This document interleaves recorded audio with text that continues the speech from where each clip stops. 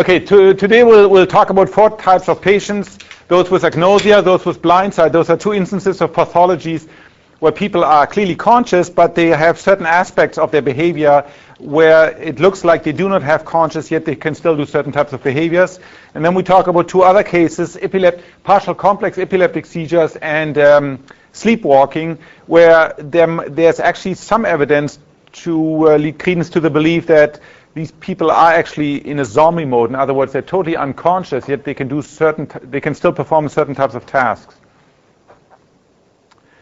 Okay, agnosia. Agnosia obviously comes from the Greek, absence, gnosis, knowledge.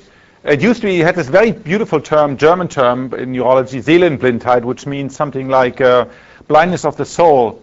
And this new term, agnosia, is actually due to Sigmund Freud. He wrote a major monograph on aphasia and agnosia in the late 19th century. So these are cases where people, usually due to stroke, but not always, seem to have no intellectual loss. There's nothing wrong with their visual system per se. There's nothing wrong with their motor system. Yet they have a number of of very specific dissociations between perception and behavior. Okay, so in general, we've talked already some of these patients. So, for example, echinotopsia. Remember this one lady we talked about? She had bilateral damage and she was unable to perceive motion. So she could see unless it was very, very slow, and even then it was unclear whether it was motion or whether she wasn't just perceiving change in position. And from the change of position, she inferred motion.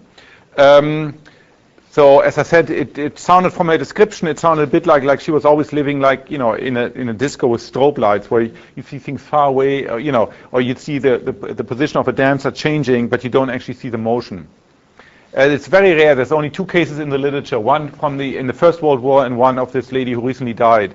There's achromatopsia, which we didn't talk about too much, where you can have a specific loss of color perception. It's nothing to do, so these are people who used to have normal color vision. It's nothing wrong at the genetic level. There's a famous case that Oliver Sacks describes very evocatively in one of his books of a painter who had a small stroke. He recovered, and then he was unable to see the world in color.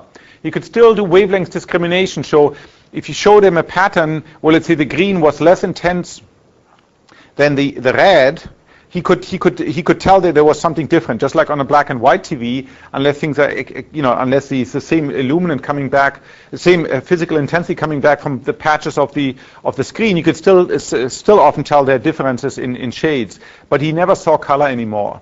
And this is particularly striking since he was a painter, and so you can also see a transition in his painting. He has this everything then becomes gray and dark, and he paints in shades of chiaroscuro, sort of shades of black and white, but he's lost the sense of color. Achromatopsia can be very specific. It can be just in one hemifield, which is quite remarkable. So there's some interesting, if you think about analogies, for example, with genes and with dominant and recessive genes, there's some interesting analogy to be made with which lesions in both sides of your brain. For certain things, like for this absence of echinotopsia, the absence of motion perception, you need to have a lesion on both sides of the brain. So that's just like a gene which you need to have which is a recessive one. For other kinds, like for achromatopsia, apparently it's sufficient that you have a lesion in one part of the brain in order to lose it. So there's less redundancy. In one case, the patient only had achromatopsia in one quadrant of one particular hemifield.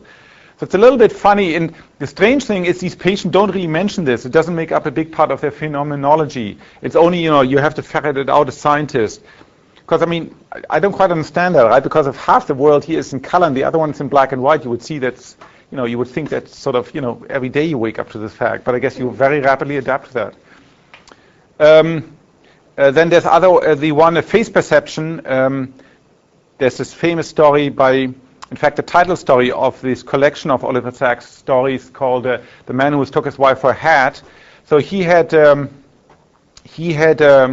a specific loss of object recognition, and among others, he couldn't see faces, which is not that common, which is not that uncommon. He had inability to recognize faces, so he confused his wife's face for a hat.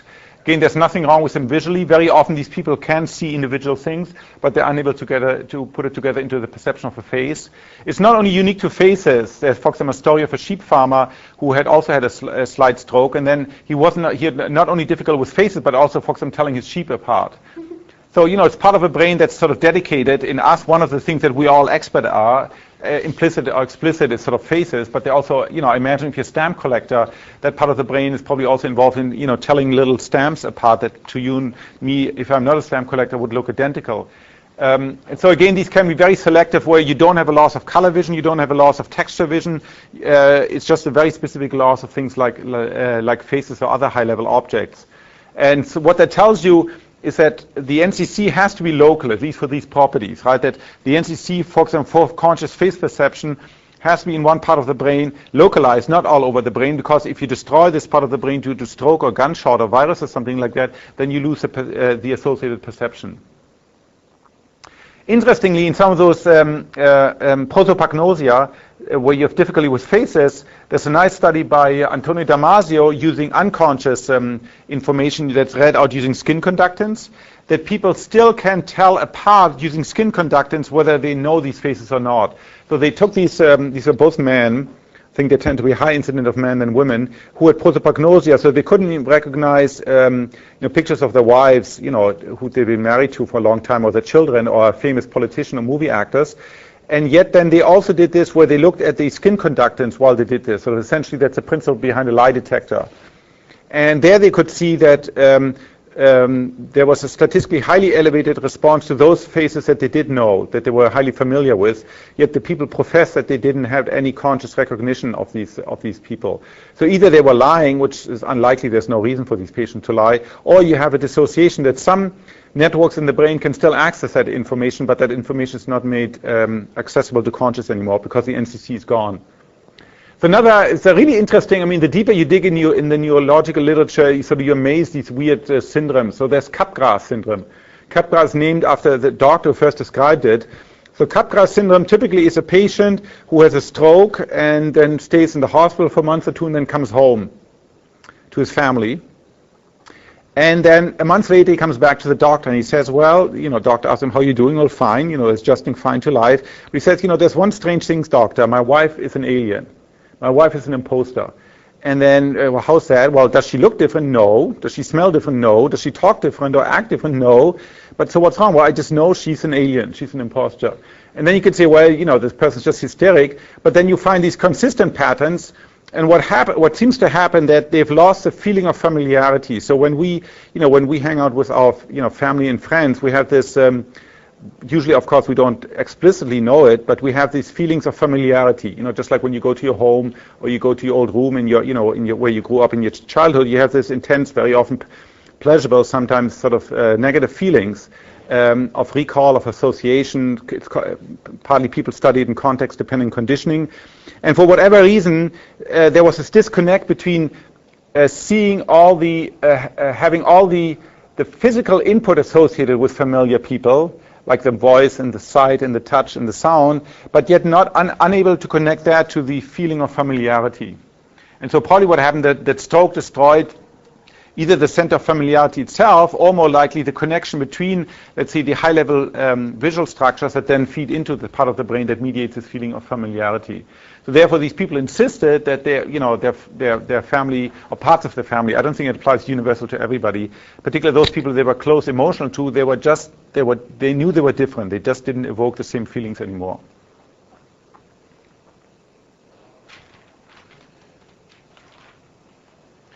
Agnosia, absence of knowledge. It's very difficult to argue with these people. Well, let's put it differently. It's a little bit like some of those visual illusions where you perfectly well know that there's something weird is going on. You perfectly well know that this can't be, because let's say the illusion portrays something that physically can be, but yet you cannot help but seeing it.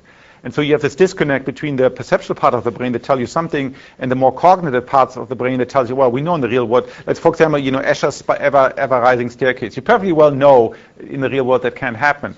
Yet your perceptual system doesn't care about that, and it just sees it. And so likewise here, you have in some of these syndromes, people perfectly well, if you talk to them, after a while they admit that this cannot really be. It probably is their wife, but then soon they're immersed, sort of when they forget that they're immersed in this body, inside their body, of course, and the body just doesn't give them the usual feedback that they get, and so therefore they say, she's not my wife. I mean, this is very noticeable if you look at people who have, for example, what's called alien hand or alien foot syndrome, where a patient will throw himself out of a bed, and what happens is the patient will claim that's not my leg. So it's a little bit partly related to neglect.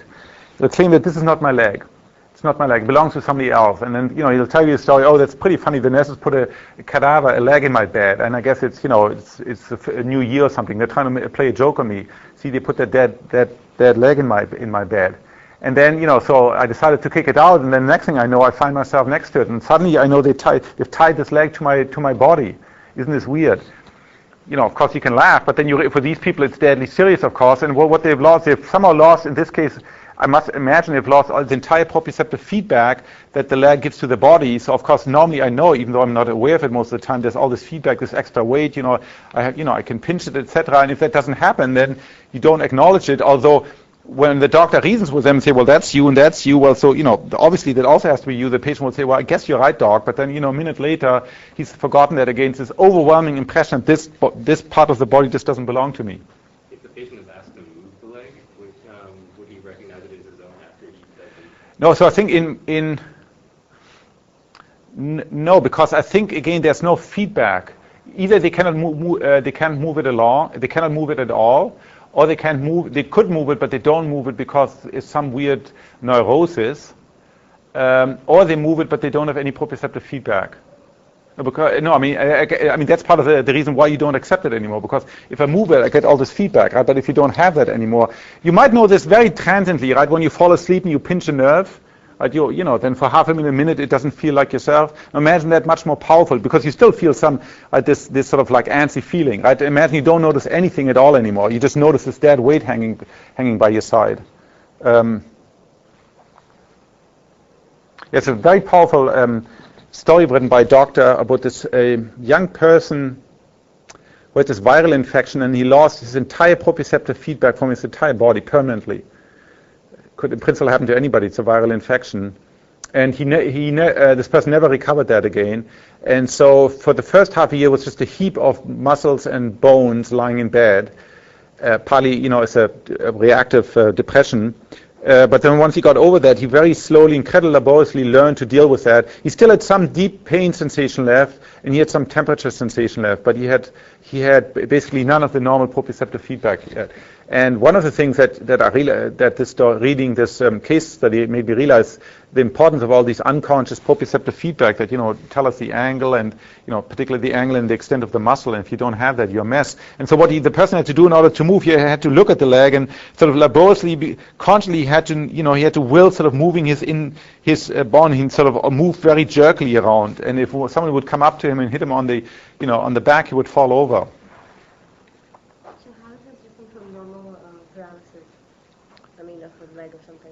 Well, I guess in normal paralysis, let's see, normal paralysis, you still have, let's see, do you still have sensory feedback?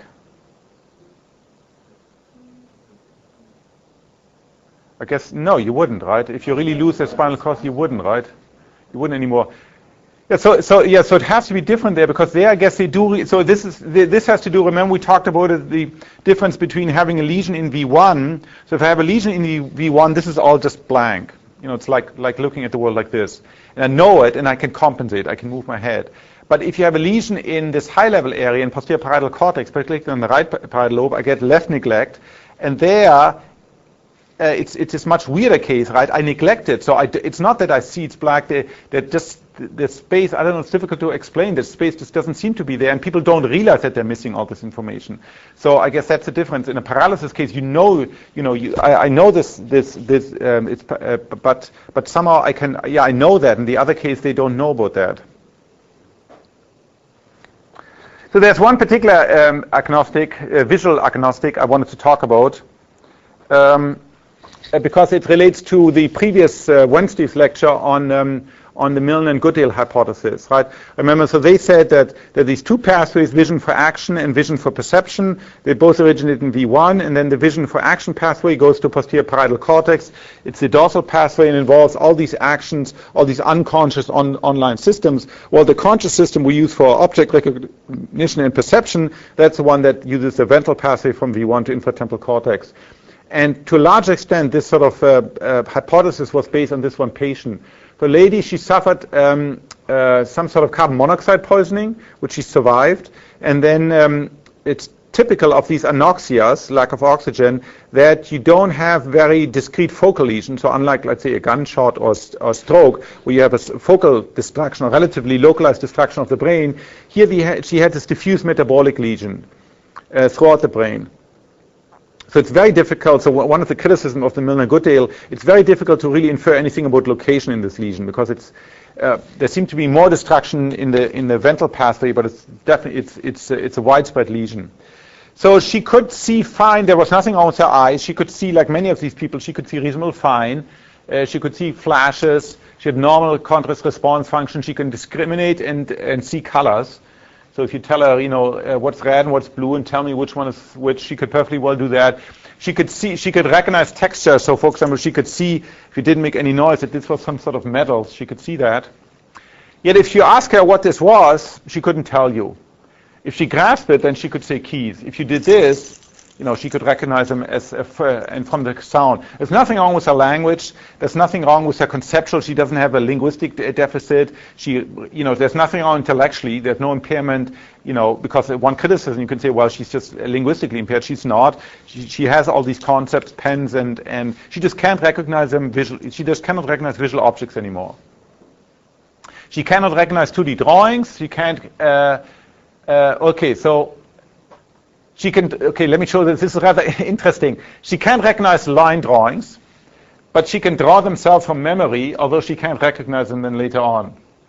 Sounds a bit weird, doesn't it? So here you have, here she's given the original of an apple in a book. She doesn't recognize them, and when she tries to copy them, she really does very, very badly. Yet if you ask her, you remember what an apple is, what a book is, she draws, they're reasonable, they're not great art, but, the reasonable rendition of a book and of an apple. Yet when you show her, let's say a day later, when you show these to her, she doesn't recognize them. So I guess she has visual imagery and imagination left. I don't know whether she dreams. It's a good question. I don't know whether she dreams. It's a general interesting question in all of these, and it's only recently been attacked. In all of these cases, when you have these people with visual agnosia, what about imagery and what about dreams? Because you might imagine that if you lose the correlate for seeing these things, that, well, it depends, I guess, exactly where the lesion is. Is it on the way into that area that mediates object vision? Then you might imagine you could still dream about them and you can still imagine them at this lady. But if it's actually destroyed the NCC for, let's say, object recognition itself, then of course my strong hypothesis would be you couldn't see it, you couldn't dream it, and you couldn't imagine it. And there's some patient with and some patient without. In other words, some patient can see it, but they can still perfectly well imagine it, like this lady. Other patients can't imagine it either, and suppose they can't dream about it. But that's much less researched. If you lose coloration, can you dream of it? If you what? If you lose coloration, can you still dream of color? Well, okay, so Oliver Sacks just sent me a long article he's writing. So vision is it's interesting. It seems to be a great diversity. There's one famous book called by John Hull, Touching the Rock. So he's I think a Protestant theologian in England. I think originally he's Australian, I think. And he from early on he had big difficulty with one eye. I think he couldn't see on one eye, and then he had a bad cataract on the other eye. And slowly, over the next 15 or 20 years, he lost vision. And then he describes very poetically how it is the experience of losing vision. And he has a family and kids, and he described it's a little bit like going down this river, and you're entering this river, now enters this black tunnel, and everything's dark around you. You can still sort of see your family, but they're sort of visually, over the years, they're drifting farther and farther away.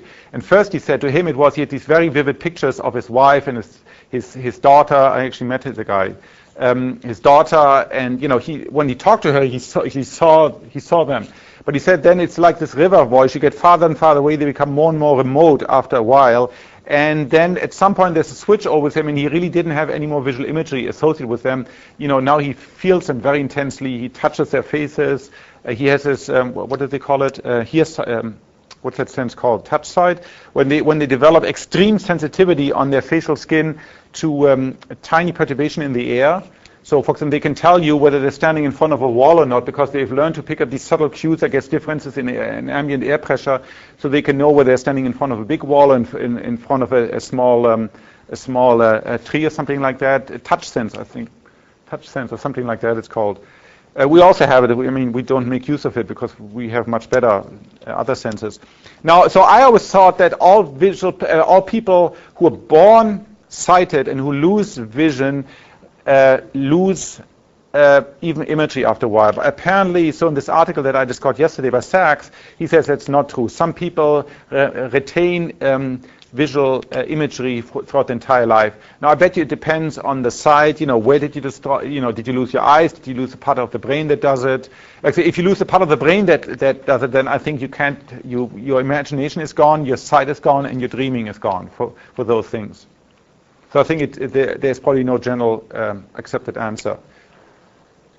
Now that's all for people who were sighted. It's very different for people who never had sight. So there's some operation that became available, like a cataract operation became available at a time when people were already were born, let's say, with a very, very dense cataract on both eyes, so they couldn't see, or they could only see very, very, sort of black-white transitions when they were babies, and then they permanently lost sight. Well, permanently until, when they were 20 or 30, 40, this operation became available. So now they could, the doctors put in artificial corneas and on lenses, and so now they could they could receive visual input. For almost all, if you read, there's lots of accounts written about these. It's a very depressing experiences because they've been told, okay, now finally going to, by the time they're 30, they've of course adapted to the fact that they're blind, and whatever life they have, most of them seem to be well adjusted to living blind. But they're always being told, okay, now these things are going to get changed. Now you'll join everybody else. You'll become like us. You can see. It's going to be so excited. And then, for the most part, at the first couple of days, they don't see. It's difficult to know what they see. When they describe it, sort of like a modern painting. It's just this rush of color and things moving, and they don't seem to see any shape. Why? Because, particularly the most severe one, they never had any substantial visual experience. If they lost it soon enough. And there is this critical period very early on in life, where you need to visual experience in order for the structures in your visual cortex to form. And if you don't have that visual experience, you just cannot make sense. Most of them learn to deal with this after a while, but when they really need to navigate around, they would always close their eyes. When they really needed to navigate around, let's say in city traffic, they would close their eyes. Seems a weird reaction. 2 people killed themselves because they couldn't get over this. So in general, I think today it's not done anymore. In general, people don't advise that if you're born without sight, because let's say you lost your corneas or something, people I don't think do this operation anymore because the results are just too disastrous. Both physiologically, they just never adapt to it, and psychologically. Okay, DF. Okay, now what's interesting about DF? So in one sense, has a classical case of visual object agnosia. Object agnosia meaning she has not color agnosia, she has not motion agnosia, she has object agnosia. So she can see color and she can see texture, but she cannot see this. She cannot even tell if I say, is that horizontal or is this horizontal? She doesn't know. Yet, she can do a number of things. For instance, when you ask her, so you have this slit there. Okay, I don't have the laser pointer. You see the slit up there, and you can change it any orientations. And you're being told, okay, first, tell me what's the orientation of that slot. Okay, that's like 45 degrees. And she has no idea. She's just guessing. Then you ask her, okay, adjust this letter so it has the same orientation. And then, she's all over the place compared to an age-matched control. I can, clearly if I know it's 45 degrees, I can adjust that. But then she's told, okay, now post it. And as soon as she moves it, the light is turned off. Okay, so she can't use visual feedback. And then you can see now she does about as well as the normal. So this is rather, well, if you think like most of us do before, you went to this lecture, you would say, well, that's really, clearly she's lying or something. Right? Clearly she's seeing, right? Because if she, she can do this, but she can't do that. Here she's just lying. Well, the explanation is that you just don't have one visual system. You have two or many visual systems in your head, and this is the one that takes visual input and mediates action, in this case, manual action. And yes, it's still intact in her, and the lesion destroyed the visual system that mediates object perception, particularly conscious perceptions, and she cannot You just ask her, can you see orientation? She says no. Another case, remember last time I told you, that there's a scaling relationship that if I ask you to pick up something, yep, thank you. Right, so if you, and if I do a high-speed movie of the hand grip, first you reach out, you sort of become much larger, and then you scale, you sort of first overshoot, and then you go down, and you scale to proportional to what you have to pick up. This lady does the same thing. So she doesn't know if you give her something like this, you give her something big, she doesn't know whether it's small or big, yet if she's being asked to pick it up, she scales the grip proportionally to normal subjects. Now really interesting, there's one very, very interesting observation. If you interpose a 2-second delay, then her performance deteriorates. In other words, if you ask her to do the following, so you say, okay, so there's this slit, and you're supposed to post this letter into this slit, but I want you, I show it to you, and then the image goes away and then for 2 seconds, there's nothing there, and then sort of you have to mimic where you have to supposed to move it. She can't do that anymore. Then she's at chance. That's really an interesting observation, which pertains to the fact that I think is an incredibly important point, because this could mean that we have a test for consciousness that we could apply, let's say, in a mouse or even in a fly, in any other animal, that all the systems, these unconscious zombie systems, as I remarked last time, they are supposed to work in the here and now. They're here to adjust my gait, they're here to adjust my posture, they're here to adjust my grip, the orientation of my hand, when I run, when I climb, all these things. Those all happen immediate in the here and now, right? I don't sort of think, okay, I'm going to reach out in 3 seconds, then I reach out. That doesn't really happen in life. I mean, I can do that, but the claim is that involves a second conscious system. And so therefore, there's no need for this zombie system to have all the machinery, to have these online, to have short-term memory. You just don't need that for those systems. And that's what's shown by this observation. Unfortunately, it's a sort of anecdotal observation that in this one patient, because these patients are rare, that she can do this reaching out into her hand appropriately, but not if she's being asked to wait 2 seconds. And so, in other words, this system that mediates the correct hand posture does not have access to short-term memory.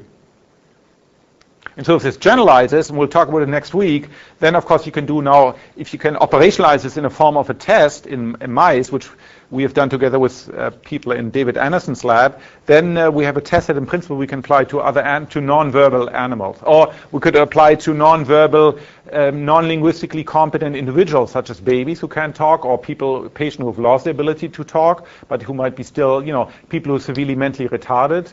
So people who just can't talk anymore, could never talk, but who can still do meaningful responses. What is the time scale for STM? Short-term memory, we'll talk about next week. It's like, anywhere a couple of seconds to without actively rehearsing. Of course, if you attend to it, you'll see it in the movie tonight, right? Lenny, if he attends to something, he can be perfectly well. If you give me your phone number and I keep on rehearsing it, I can do it, very long. If I don't do that, it's less than a minute, right? If you give me your numbers, I'm not very good with remembering random numbers. After a minute or so, I will have forgotten them.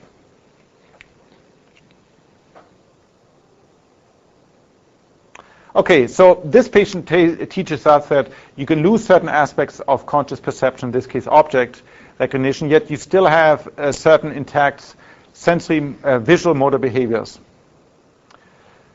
Okay, there's a second phenomenon That's pretty rare. I mean, agnosia is not that rare. It's rare that you have a person like this where she has object agnosia, but she retains some of these other abilities. Blind sight is rare. So blind sight, of course, is an oxymoron, right? The word itself, blind sight, doesn't make sense. If you're blind, you can't see. So what it means that you have some visual abilities left, some visual motor abilities left, in the profound absence of perceptual experiences. So the patients who have been studied who have this all claim, now they could all be the big behaviorist conspiracies, but if you just accept they're at face value and they don't seem to have any reason, there seems to be no secondary gain they get from lying about this, we just accept that they don't have visual experiences. Okay, so this came interesting out of the animal literature. So people did some experiments in monkeys and saw that even a monkey that's lost V1 can still, particularly if you wait a couple of weeks or months, looks almost normal from the outside.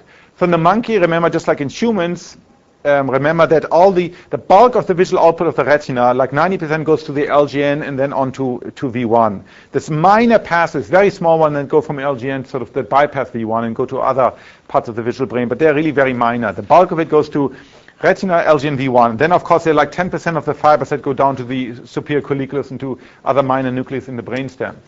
So the assumption is that if you take away V1, you've got only very little input left into cortex proper, and so you should have massive behavioral deficit.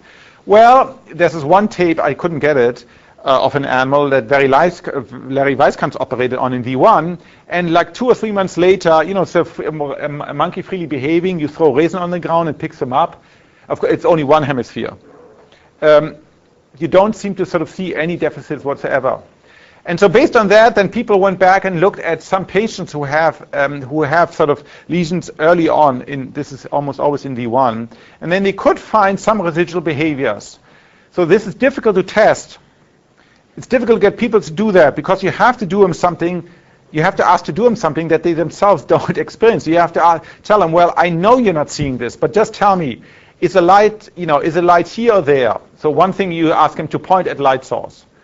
Okay, and the patient will tell you, well, sorry, I don't see anything. And then you say, well, just tell me, is it there or there? And then people turn out they're actually pretty good. They're much, much better than chance. So now these are usually patients that have, let's say, loss of vision, let's say, in one quadrant or along one hemifield. They don't.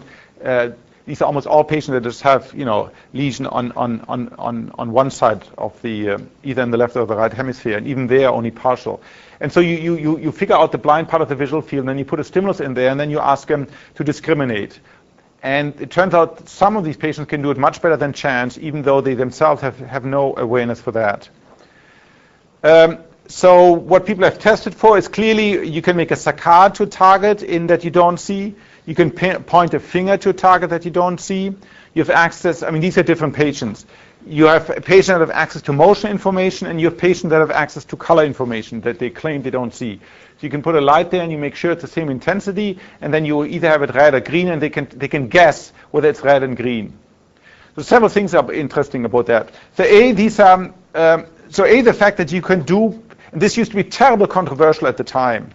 And I think most of the controversy has died away. Most people, not all by far, but I think most people accept it's a genuine phenomenon. It occurs rarely, but yes, even without V1, when you have, from a phenomenological point of view, you don't see anything, there's still some visual abilities that remain. However, they're quite primitive. So we're not talking about reading here. We're not talking, although one early experiment claimed that you can even do that. We're not talking about that you can do sophisticated pattern recognition. We're talking about you put you put a stimulus in the blind field, and then you do a true or false, alternative false choice. Is it there? Is it not there? Is it blue or red? Is it moving up or down? Those sorts of things, and you can do. After the operation of the V1 region. On the what? After the operation of the V1 region in monkey. Yeah. Do they spontaneously move after, just after the operation? I would assume so. If they don't conscious, awareness, I would imagine they will be, stationary for a while and then. Well, if you do, I'll talk about it more. If you only do it in one hemisphere, they can. It takes them probably, it takes them some time to recover. It's open brain, it's brain surgery, right? they're it's probably painful, so they're pumped full of pain medication. It's really difficult to know what happens in the first couple of days, particularly if it's only one hemifield. I'll show some experiments in a second. Now several things about Blindside. So you can say, if you have listened carefully to my lectures, remember, so I claim that that V1 is necessary for vision, but that's not where consciousness happens. And this seems to be obviously a counterexample. You take away V1 and you can't see. And consciously, you might still have some behaviors left, but you can't see. Well, so it just underlines the notion that you need V1 for conscious seeing, but that doesn't mean that's where seeing happens. Just like your retina. If I take your retina away, you're not going to see. In fact, you're going to see squat. Right? Without retina, you're not going to see. I mean, you might imagine, you might dream, but you're not going to see normally. So same thing for V1. What are the pathways heavily being debated? So the big pathway, 90% go from here to the LGN and then on to V1. Now they are gone. So what pathway remains? The biggest pathway remains, like 10% of the fibers, 100,000 neurons. They go down to the superior colliculus, and then and from then on they can go from the colliculus to the pulvinar to parts of cortex. So it's that's the most likely culprit, that it's the retinal, collicular, thalamic, cortical pathway that's involved in this. And that's powerful enough to mediate, at least in these patients. Remember, you're seeing these patients a year, 2 years, 10 years, 20 years after the operation. After the accident, you're not seeing them the next day, as now, as we just had, as now just asked. So that these pathways, can mediate a simple form of unconscious vision. There's one really interesting patient, although I personally mistrust him now, is GY. GY is a patient who's had, when he was young, a traffic accident and lost vision in one hemifield. I forgot where. And I think it's in the right quadrant here, in this part of the visual field. And he's probably the most extensively tested visual patient. I'm a little bit cautious with him. I've never met him, just because he's being shipped around the world. He flies to Stanford. He goes to Europe. He's somewhere in England. He's on many papers now because he's one of these rare blindside patients. So he actually gets direct, sort of secondary gain from his experiments. People fed him, people fly him around, people have asked him to give a talk on it. So given the ability of humans to, that just means one really has to be cautious in interpreting this data. However, he's very reproducible.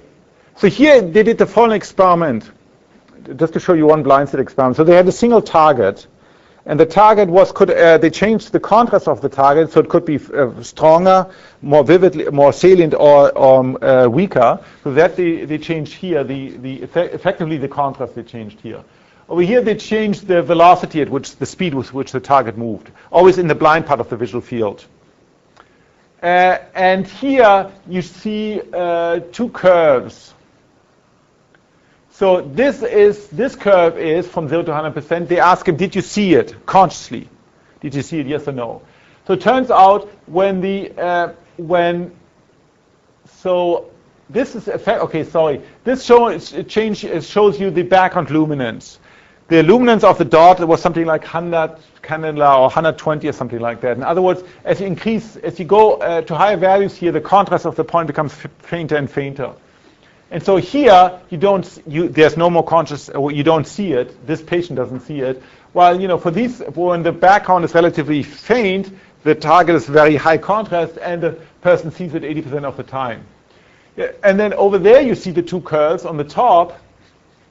Is discrimination. So there he had to discriminate the direction of motion. Does it move in this direction or in this direction? And so what's remarkable here, you can see this transition.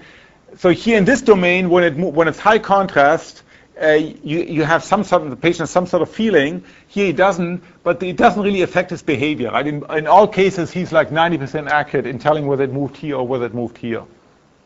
Here you see something similar, but for velocity. So if it moves very slowly, he doesn't really see it. If it moves fast enough, more than 12 degrees per second, then he can see it. Yet it doesn't really change his behavior too much. So now what you can do, you can put him in a magnet, and you can sort of subtract what part of his brain is active when he consciously sees when he has some sort of sensation, although the sensation is not a standard one, he says it's a little bit like seeing your hands in a totally dark room, seeing your hands move in front of your eyes in a dark room. I mean, whatever that means. That's how he described it. You can subtract those cases when he sees it from those cases when he doesn't see it. In both cases, his performance is the same. It's always very good, 90%. So in other words, the behavior is the same. In both cases, he behaves, pushes buttons, or says something, I don't know. And so you can now just look at the difference only in his internal state. Sometimes he sees it. You can look at the bold activity, the hemodynamic activity, when he sees it consciously from that, when he doesn't see it. Now this is an old picture. So essentially, on the top, we're looking at like a horizontal slice. It's like the second or third slice from the top. This is the back of the brain, and up there is the front brain, the front of the brain. And it's the typical assumption, radiological assumption. You're looking up at the body from the feet. So this right picture is the left brain, and this is the right brain. Just you have to invert it. And so there, what you can see, the boxes are sort of show statistically big difference. So there, the main difference is in the in area 46 in the left. What is it? No, in the right prefrontal cortex, area 46, and then in area 47 on both sides, there was a significant signal when it was. So it's part of the prefrontal brain, prefrontal cortex. That's the main difference in this sort of functional imaging experiment. Now, you would, of course, expect to see motion signals, but you expect to see the motion signals in, area MT here in V1, but you would expect to see them both under the aware and under the non-aware condition. And this is when they look at the opposite. This is where they look at the unaware condition. So here the big difference is, this is slices at the bottom when you see activity in the midbrain and in the superior colliculi.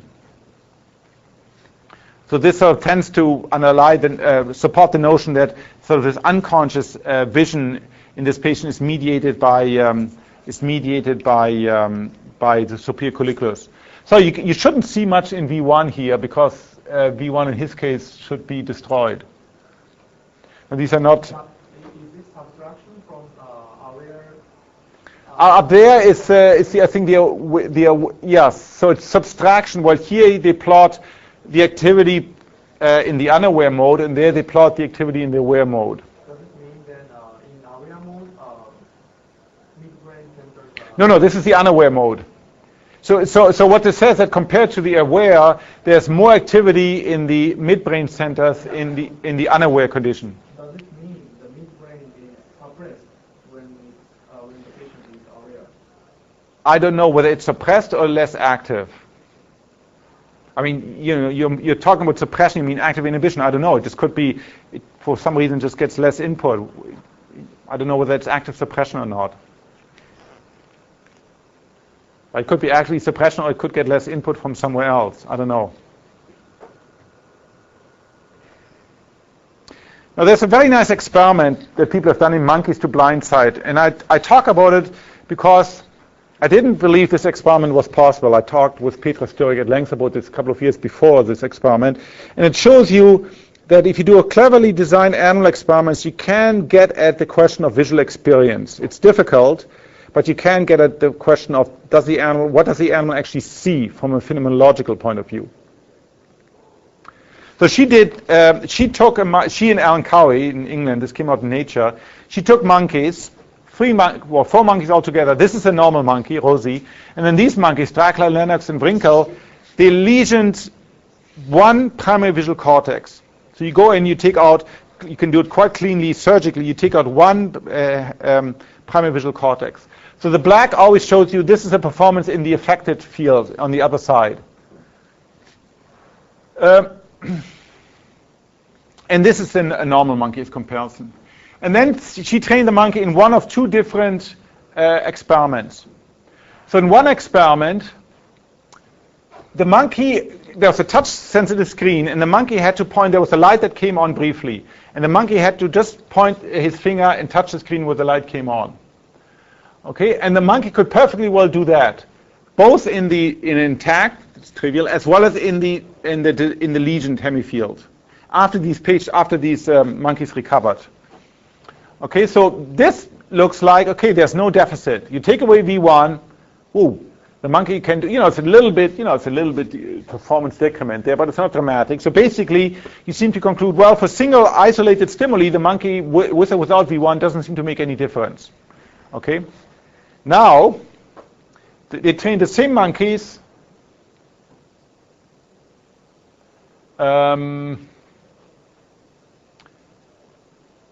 Yeah, okay, let's skip that. They have to be brighter though in the lesion hemifield. They have to be brighter. Okay, but this is more interesting. They take the same monkey and now they do a different experiment. Now they train the monkey, well, there's a cue, a tone, and now when the let's see, now when the target appears, they're supposed to let's see. Now when the target appears, they're supposed to touch. See, where's the difference now? Here when the target appears, okay, when there's no target, so they have a tone. Sometimes there's a target and sometimes there's no target. When there's no target that appear, they've been trained to push the probe light. So I think that was the difference, okay? So, in other words, sometimes there's a tone and there's no light, and then the monkey has been trained, well, if there's no light, push that probe button, okay? So now, first of all,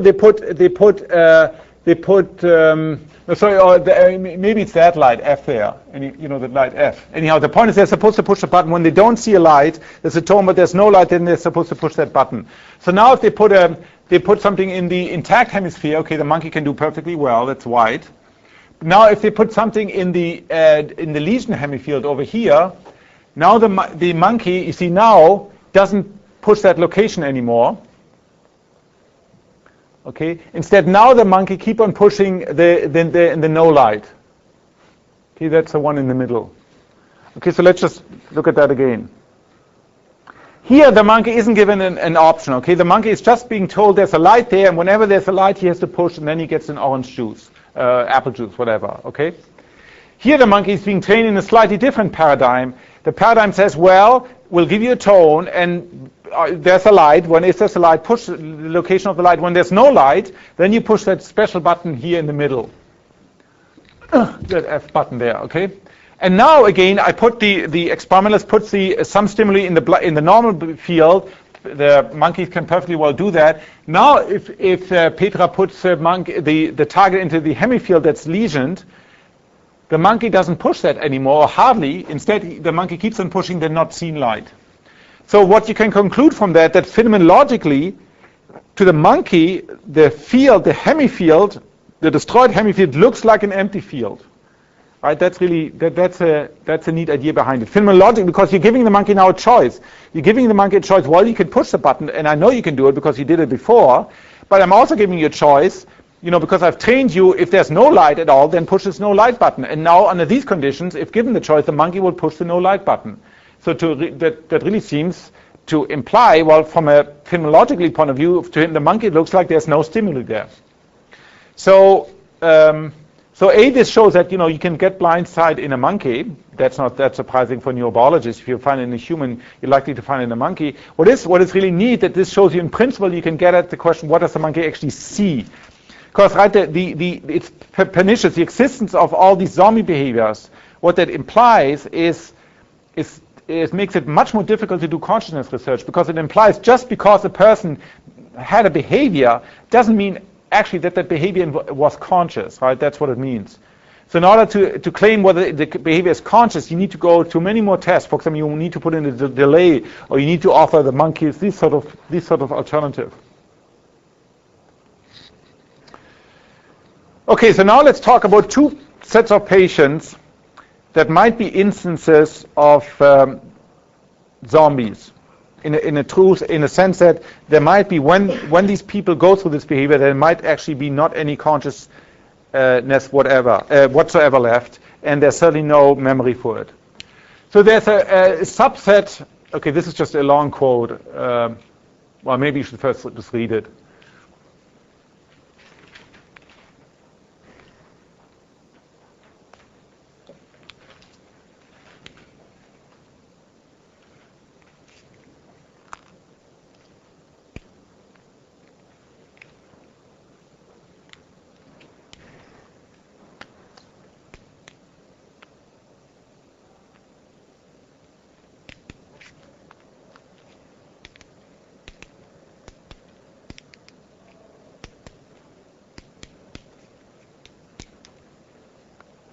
Okay, so this is one case when you have a major epileptic seizure, a grand mal, and the person becomes unconscious following the seizure, during the seizure, then he recovers. Sometimes they might have this, this is directly taken from the literature, these automatic behaviors.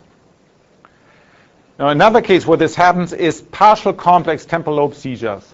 Partial means that the epileptic seizure doesn't involve the entire brain, and you'll see some EEG and we'll show some videos. The seizure doesn't involve the entire brain, but it's localized to some part of the brain, usually, but not always, the temporal lobe.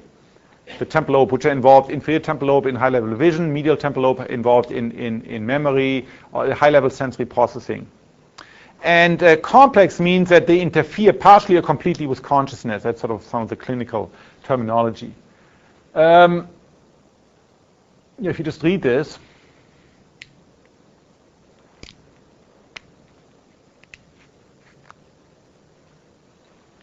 then we'll look at some examples.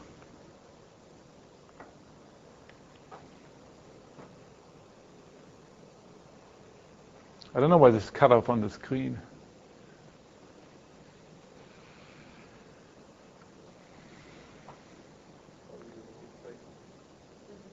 Yeah. Okay. So, yeah, okay, there's some more. So, well, why don't you switch to the video? Okay, so for the benefit of our viewers, we'll now cut to our local station because I'd rather not broadcast this movie, this clinical movie. So what do you... Sister, and she, when she has seizures, she screams out like names she's familiar with. Like, I don't know if that's conscious, like she's kind of like screaming for help. So Well, remember, here, for example, if you look at that, swear words is very common. I don't know if your aunt does that. No, but that's not uncommon. So this is part of what people call automatic behavior. So if you talk to a clinician or whatever it's worth, they think it's unconscious. They think these are usually emotionally strong, arousing words, and when the brain gets excited, they get disinhibited, and they just say these words over and over and over and over again without being without sort of meaningful automatically. Like that person you just heard, right? The person with the Broca, he just said. Sometimes they're fragments, and sometimes they're real words. You can understand them, but their words tend to be sort of repeated the same word over and over and over again. The ones when you have them in your sleep, do they remember like becoming awake and conscious before it starts, or do they just remember waking up at the end of it? No, okay, so some they don't even wake up when they're minor. You can just see them in the EEG, and sometimes they do wake up, but so almost all of them, they have profound amnesia for them. Almost all of them. Almost all these cases, they don't. So I think that's very clear that when you have these seizures, you almost never remember. So what they've done now, they started to try to count. So the people, do you remember when you stopped counting? Right? You count one. When they, very often they get an aura. They know an attack's going to happen in the next half minute. They're supposed to push a button so the nurse come in, and then they're supposed to start counting 1, 2, 3, 4, and then now for some things like these absences, these when kids have them also, but also adults, where suddenly you talk to the person, suddenly he's just gone for 3 seconds, and then suddenly he does this, he comes back. If people do that counting, they actually remember where they were when before the absence. Again, so most clinicians think they're not conscious, but there's probably going to be some that are conscious and some they're not. And unless we, right now we don't really have a good test. These EEGs is really very crude, and yes, they're good enough for the doctors to tell where they originate, but they're so noisy, they're so highly variable from one patient to the next. Right now, they just. Although one really interesting story, so in this unit, whoever read the Michael Crichton's novel, The Terminal Man? Right? So what happens in The Terminal Man, this is now close to happening clinically. So so what they can do now here, they can read out, so for example, the seizure always originates, let's say, in the hippocampus, very often. In the medial temporal lobe, they happen 60% of all seizures.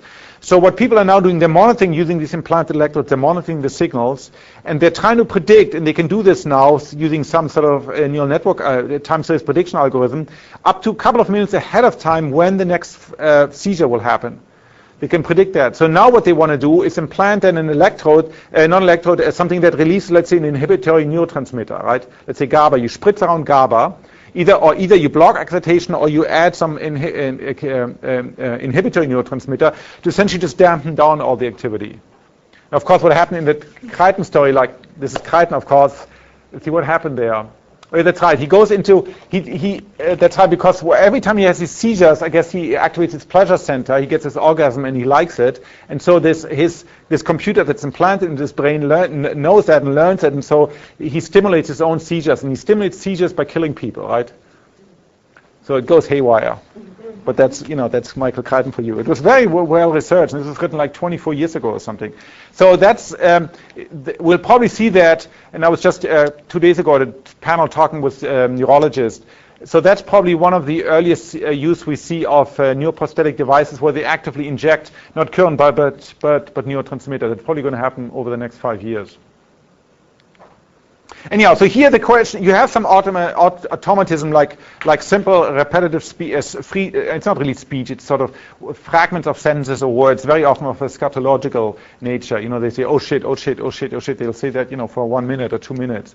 There doesn't seem to be any conscious. There doesn't seem to be any awareness. If you talk to the patient, they don't seem to respond. If you ask them how you lift your right hand, most of the time they can't do it, and there's profound amnesia afterwards. So for sure they don't remember.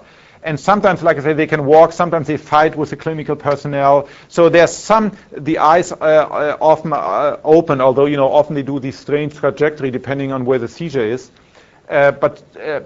So the claim is that some of these times people are conscious to have these limited behaviors that proceed in the absence of conscious sensation.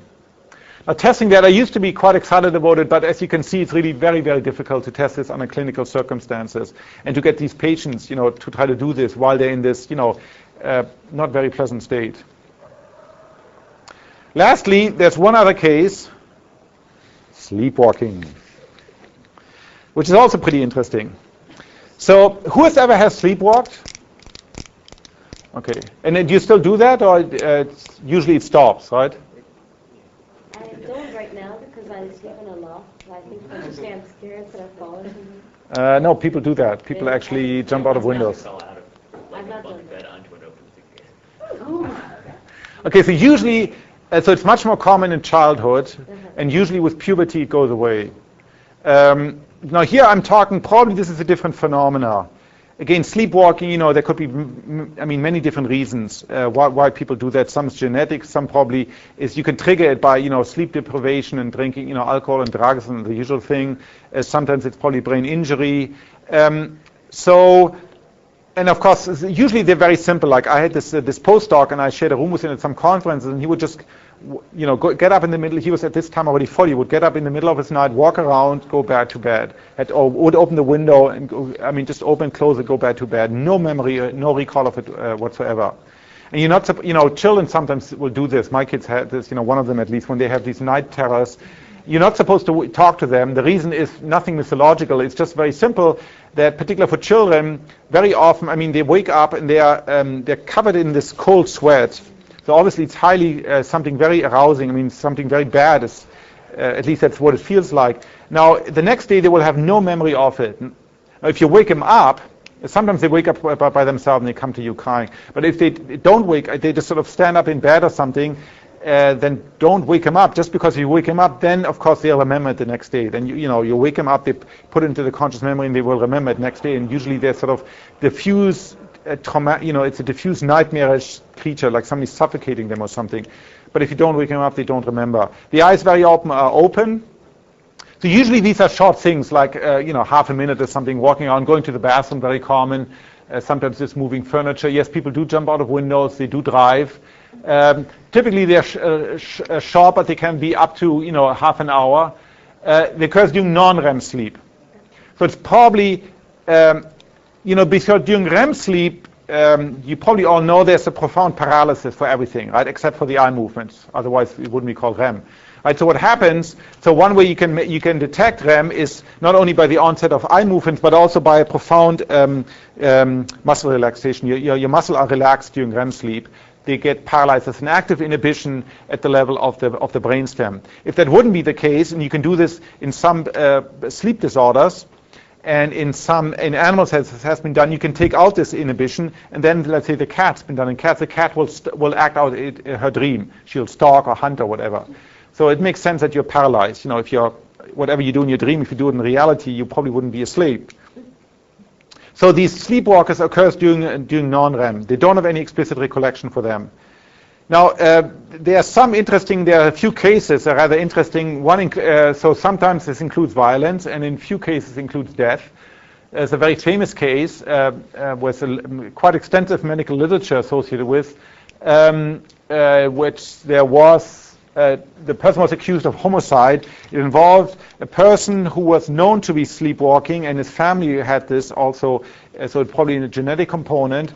And he went to the house of his in-laws. For 2 days he didn't sleep, and he drank and for various other reasons. And then he went to his house of his in-laws, and his mother-in-law must have discovered him walking around there, and then he strangled her. And then his father-in-law came down, and then he cut him. The father-in-law survived, but it was very bloody. He woke up, so he claims the perpetrator, as it were, woke up on the way to the police station. He drove himself to the police station covered with blood. So I guess he woke up and realized something bad was happened. Now, of course, the obvious explanation is why he's just faking it, right? And so in this case, they called in, and there's like an entire long paper written about it to argue that the doctors felt he was not faking it since he had a history. He was always admitted his guilt.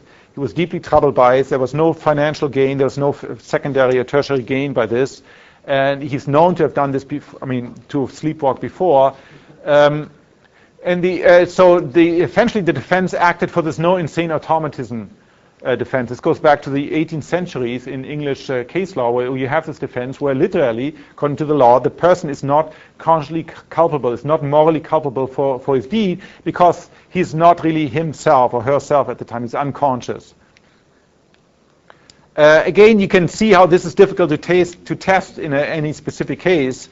Although there's one paper, at least at Stanford, at a sleep lab, I've seen where they did test this. I think these are interesting cases. I think they should be investigated more, but not that much research has been done on it. Like I said, this can include things like moving furniture and even driving. So again, these are relative stereotypical things. But driving, is quite sophisticated. Driving in terms of information processing is really quite sophisticated. But the point is, it's highly overtrained with us.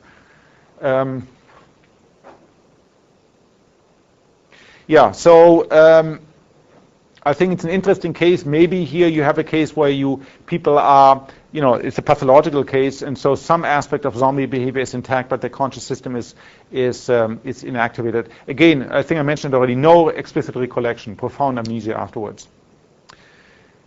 Now, it would be interesting, this is my last slide, to look for genetic mutants in humans. In other words, to look, there's a list, online listing somewhere of all the few 10,000 now of different cases of single point or mutation in the human genome, where we have the phenotype, right, where people have collected evidence to suggest that some particular behavior, lack of behavior, or loss of behavior, or deficit in behavior is due to genetic abnormalities. And it would be interesting, for instance, is it possible? This is a question. Is it possible that among many of the mentally retarded, who are born mentally retarded, so who are retarded due to some genetic deficiency, that for example, that there's a single point mutation in a transcription factor that encodes some factor that's critical for consciousness that is gone in these unfortunate individuals, so they're born only as zombies, and unless the claim is that many of these zombie systems, you don't need consciousness in order to act out, but in order to learn how to bike, in order to learn how to talk, you need to be conscious at the time. So if you were never conscious because you lack some crucial resource that's necessary, because you lack a transcription factor that in turn controls a whole bunch of other genes, then these people would be considered to be severe mentally disabled, and so it might be interesting to look at them. People have never done this, to look at them under this sort of different viewpoint. I might remind you, I had this debate a couple of weeks ago, and somebody said, "Oh, that's silly, a gene for consciousness. It's never going to be a single gene." Now, I agree. It's extremely unlikely it's going to be a single gene. But look at the case of language. You might know people have now discovered a gene there's a specific family that many of its members have severe linguistic difficulties with the apperceptive and the expression and comprehension of language. Partly it's a motor, or mainly seems to be a motor difficulty, but also understanding speech. It's transmitted in a classical genetic Mendelian fashion. That's a single point dominant mutation. They've tracked it down to a single chromosome, chromosome 7. In fact, they tracked it down to a particular protein. It's a protein. It's a member of a transcription factor called a fork head, after the mutation that you get in a fly if you knock out this particular protein. It's an entire family of transcription factors. So it's called FOXP2. And this particular protein it's perfect match against the families. In other words, each member of this family that's affected, that has this language difficulty, has a mutation, a 1-point single substitution in this gene. All the family members that do not have this, have the phenotype, also don't have this mutation. Then furthermore, they discovered one more individual, not related, that also has a severe language difficulty, that also has a mutation just 200 kilobases upstream from this mutation. So it's really very nice evidence that this gene is important for language. So they are careful not to say that this is critical, that this is the only one, or it's even specific for language. But it's a transcription factor, which means downstream it controls, who knows, hundreds of other genes. And if you don't have it, you get a very strong deficit in language. So same thing might also be true for the expression of consciousness. Okay, next week we'll talk about function and about memory.